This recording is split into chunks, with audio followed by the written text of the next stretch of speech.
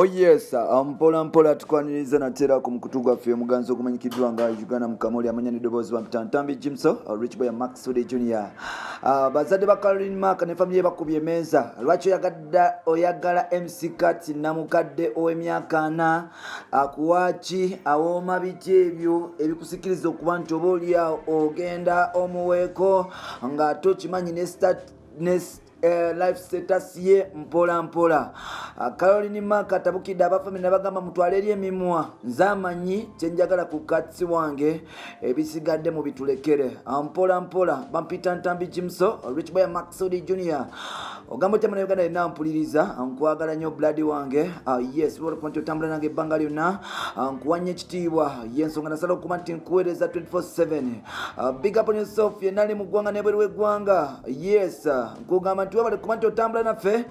nkwagala nnyo. Olunaku lwaleero muzikirize mbatuuseko basita 2 bano bonna bakola ku TV, omulala legendary, omulala Bambi akikuba mpola mpola ng'ojogera ku musajja amaze mu industry emyaka mingi, omusajja atuuka ku stage ensi n'ekankana. King of the mic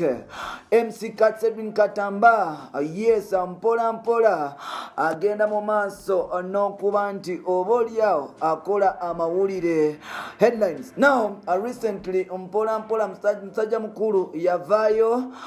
yes ku Women's Day napostinga nagamba nti oh my lord, happy Women's Day to all Women's Day to all the Katambas. Kwali n'omukyala amanyikiddwa nga Caroline Maka. Jjukira nti mukuba nti okusooka Maka Caroline Maka yagezaako okuba nti yeegaana n'okuba nti oba oliawo agezaako okuavoidinga amawulire ku nsonga za MC Kati. However mati abaali munda bagenda mu maaso n'okuba nti oba oliawo yes bakitegeera. Jjukira nti wabaddewo bato wakati wa ne Kati n'Kati yes Uganda Mukamooli amanya n'eddoboozi Omupya Bandijjilinyamu Rich Boy Mukaziwe Junior. Bazadde ba Famire ne Famire Ekubye Emeeza, lwaki oyagala MC Kati namukadde ow'emyaka 4 akuwaki awooma biki ebyo ebikusikiriza okuba nti oba oliawo ogenda omuweeko nga tokimanyi Caroline Maka life status ye mpola mpola. Ennaku zino Caroline Maka tabukidde abafamile nabagamba mutwale eri emimwa mukuba nti oba oliawo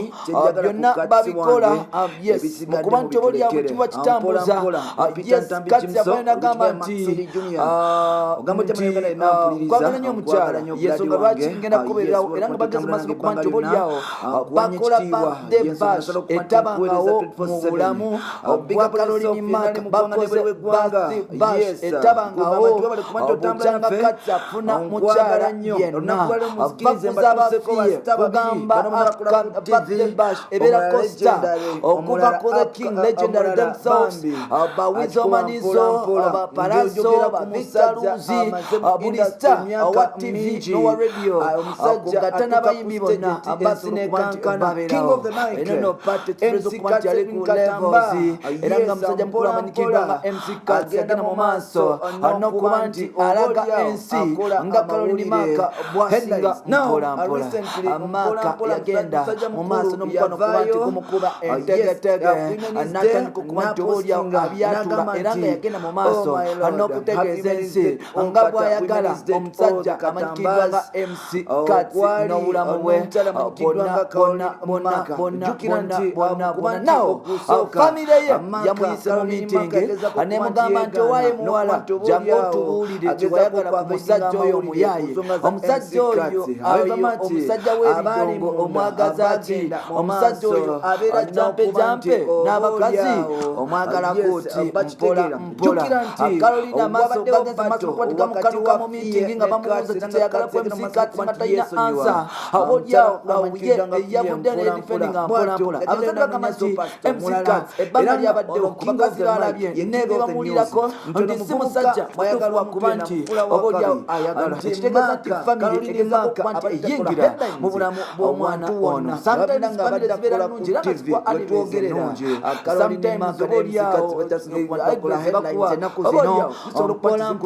nokuyamba for the good of you and your family. Byonna babikola sometimes bantu bagenda kuba kitambuza yes kati yafana kama nti babasindika mu bintu ebitali ebituufu bagala nnyo omukyala yensonga lwaki ngenda kubeerera nga bamaze okumantu bakola etabangise bwate omanyi taata ne maama bakoze ne bakobange ne basenga etabanga mu maaso okuba nti omwogera nnyo mulowooza nti buli omu alina followinga bulamu kugamba ate nga ne mwerabira nti obwammwe obwali bwammwe okuva ku the king legendary ogenda mu maaso okunsalira omusajja kigwenina okwagala kiba kikyamu kubanga ate munange nze nange gye mwali mukwanira batanabayimbi bonna nawe mami nawe dadi gyogenda mu maaso okuba nti okwana mami era nga musajja mukulu amanyikirwa nga MC yagenda mu maaso nga nze okubanza alaga ensi nga kaloni maka bwasinga lukusa mbuuza nafuga ntyagenda mu maaso omukwano gye nina erikatsi mungi natandika okuba nti obuulya abyatula era nga yagenda mu maaso n'okutegeeza ensonga lwaki ngenda mu maaso omusajja amanyikirwa nga MC abantu abasinga mubadde mumanyi ndi mutono naye ngenda mu maaso okuba nti ngejja olwokuba nawo famire ye yamuyise mu miitingi nemugamba nti owaaye muwala naye ng'ate musajja wadde kiwayaye musajja oyo omuyaaye omusajja oyo ntegeera omusajja w'ebintu omwagaza ki omusajja oyo kumwogerako ebibi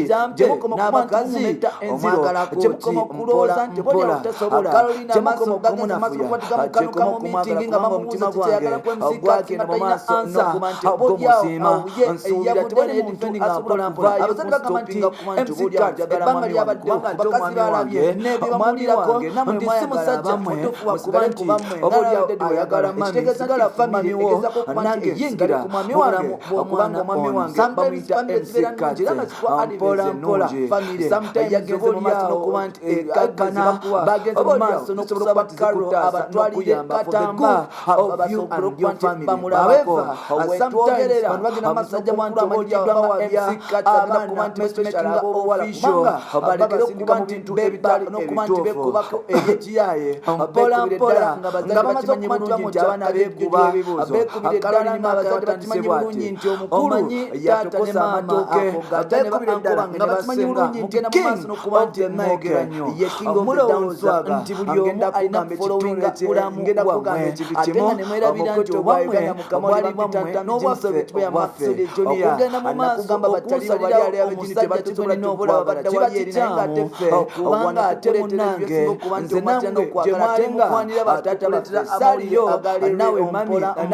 nawe dadi gyogenda mu maaso n'okuba nti okwana mami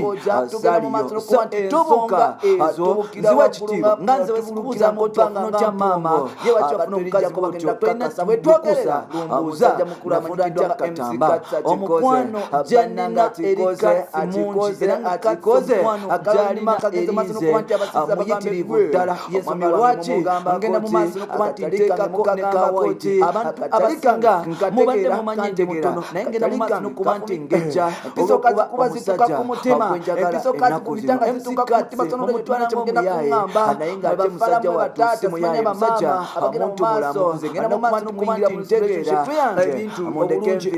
mukoma okumwogerako ebibi gye mukoma okuba nti mumumeta enziro gye mukoma okulowooza nti olyawo tosobola gye mukoma okumunafya bamulala bamuyita Carolina omutima gwange ogwagenda mu maaso n'okuba nti gomusiima nsuubira tewali muntu asobola kuvaayo kustopinga kuba nti olyawo njagala mwami wange kubanga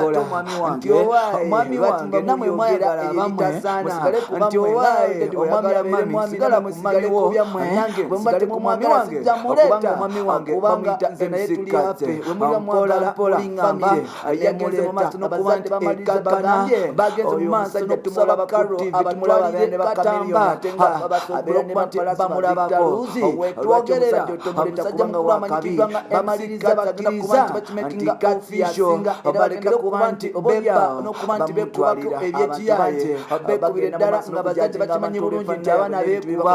beekubire ddala nga abazadde bakimanyi bulungi nti omukulu yatukosa amatooke beekubire ddala nga bakimanyi bulungi nti king of the mic ye king of the down swagger kubanga kugamba ekitunzi ngenda kugamba ekintu kimu omukutu gwa Uganda Mukamooli n'abagamba nti muli bafala nakugamba batalibo bali ali abagini tebatusobola tebula babatawali eri naye ng'ate ffe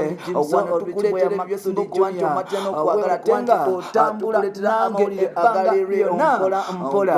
basigala bali ku bigere bakongo